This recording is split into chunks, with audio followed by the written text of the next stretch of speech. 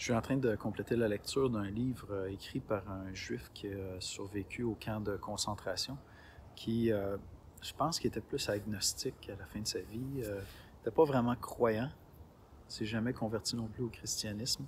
Viktor Frankl, Man's Search for Meaning.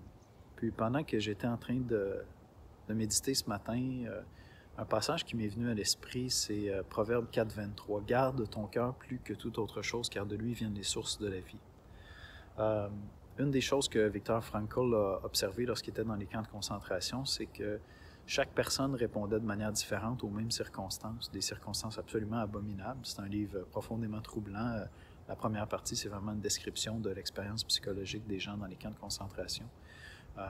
Donc, c'est cœur sensible s'abstenir, mais si vous voulez réfléchir sur la psychologie humaine, la réponse face à la souffrance, c'est vraiment provocateur puis intéressant.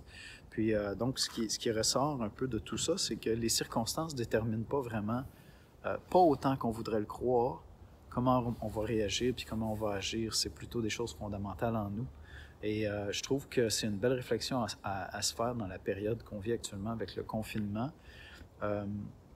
Le proverbe dit de garder son cœur plus que toute autre chose, parce que les sources de la vie sont dans notre cœur, c'est pas dans les circonstances autour. Puis je pense que normalement, au quotidien, on a tendance à blâmer beaucoup les circonstances pour ce qu'on réussit, ce qu'on fait pas, notre marche avec Dieu, nos réactions, nos attitudes.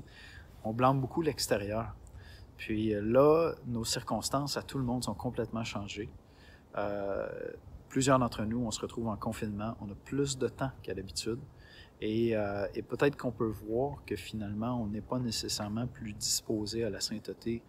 Et je pense qu'il y a une belle réflexion à faire là pour se poser la question, c'est-à-dire prendre conscience que selon les Saintes Écritures, ce n'est pas les circonstances qui déterminent les vertus d'un homme, d'une femme, puis sa sainteté, c'est ce qu'il cultive et ce qu'il garde dans son cœur.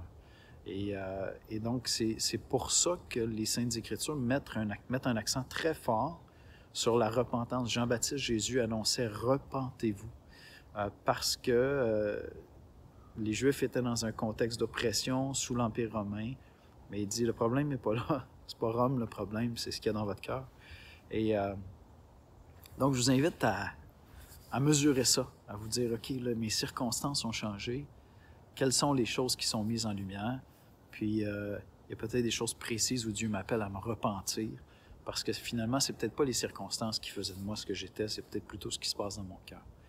Et oui, les circonstances nous affectent. Oui, il y a des circonstances qui sont plus difficiles, d'autres qui sont plus favorables, mais fondamentalement, la source de la vie vient de ce qui se passe dans mon cœur et de ce que j'y apporte, soit la pensée de Dieu, la parole de Dieu.